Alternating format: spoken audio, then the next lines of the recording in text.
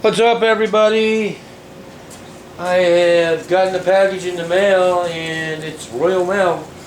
So this must be that second prize win from NJW 1383. One thing I want to mention, guys, ahead of time. I've been noticing a lot of people grabbing these things and holding the camera in their hand with one hand and using one of these things to cut a box and whatnot.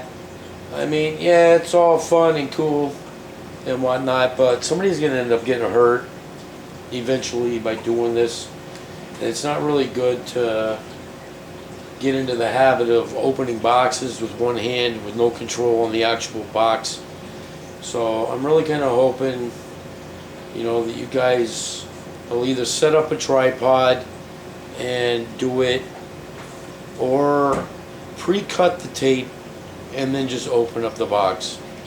I mean, safety first. I don't want to see nobody get hurt, especially when you guys have live orders and whatnot. You're risking cutting into a bag or something, and then you're really going to have a mess. And whether you're an adult or a teenager or whatever the case may be, if you're a teenager, your parents aren't going to be too happy if you got water or whatever all over the place.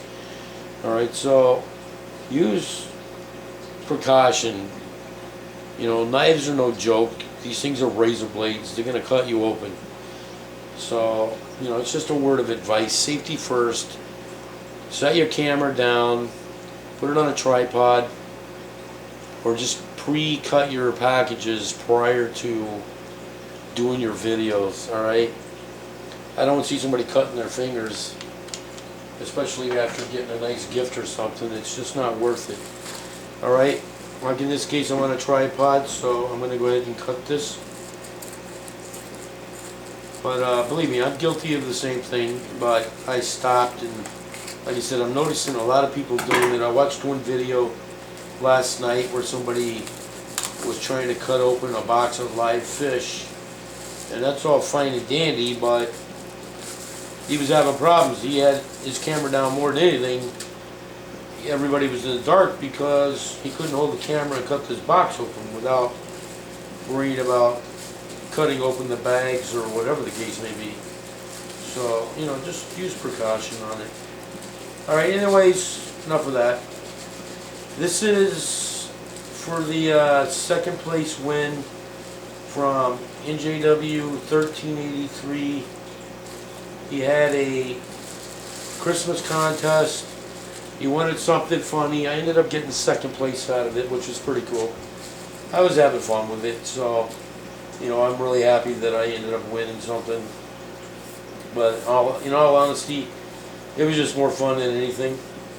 So I really do appreciate it. Congratulations to the first place winner. I really don't know the name off the top of my head, but I'll post it up on the link at the bottom, as well as who won the actual first place prize as well. Alright, I'm going to count these out real quick just to see how many he sent me, because last time he sent me 6 of them just for giving them a shout out. Alright, we got 5, 10, 15, 20, 25, 30, 35, 40, 45, 50, 55, 60, 65 root tabs. My voice is still kind of messed up, guys. 65 root tabs. Wow. Nick, believe me, I really do appreciate this. It's an awesome prize and whatnot. I still haven't used ferts in my tank, so I still have the other ones as well. But I think you're trying to convince me into using dry ferts or something. So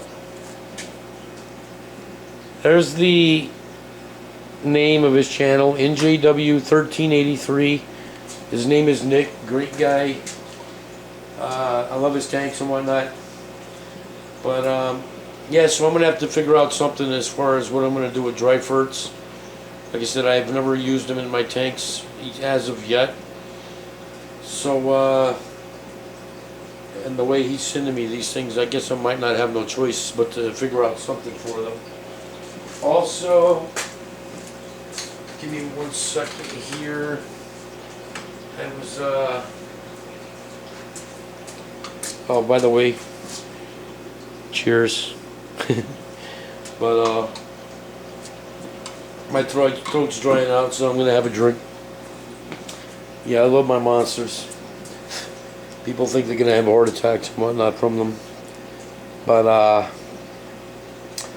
alright, so anyways, I had gone down to one of my local fish stores, one that I usually don't even go to, because I've been in there a long time ago and they just didn't have anything that appeased my appetite when it came to aquatic life in my fish aquariums. But I ended up speaking to the new manager down there, a really nice lady. Her name is Kate. And I had showed her the order that I was going to place through AZ Gardens. And she told me, I can get that for you. I'm like, really? Because all I saw was like Amazon swords, Brazilian swords, you know, just your typical plants that you see at your local fish stores. Nothing nice, especially what I want. Everybody knows I want to get red, so I showed her the pictures. I'm going to show you them now, and this is what she's definitely going to start ordering for me. So hopefully within 2 to 4 weeks. That's the Luigia inclinata. Comes as a bunched plant. So, but look at that red. Alright, so I might end up having to lower my lighting as far as maybe just shutting down 2 of the bulbs or whatnot, but whatever the case is, I want some red. And this is the Rotala Wallichi, I guess they call it. It's a really pretty plant. It's kind of got the same idea like the Kabamba. You really can't tell it that much in the picture. Even the pictures on the website are like this. But it's got the same shape like the Kabamba in the sense that it's got that needly raccoon tail look to it. There's some Mondo grass. I think it's going to look really cool for the foreground. Really nice looking type of grass. And this is a definite. I was asking Corvus about possibly getting one from him, but that's the Tiger Lotus Red Nymph. Beautiful plants. I love these things. That's going to look awesome, like right in the middle somewhere in the foreground. Really pretty plant. This will be up front also, the Dwarf Narrow Leaf Sage. I know everybody's got this stuff, but I don't.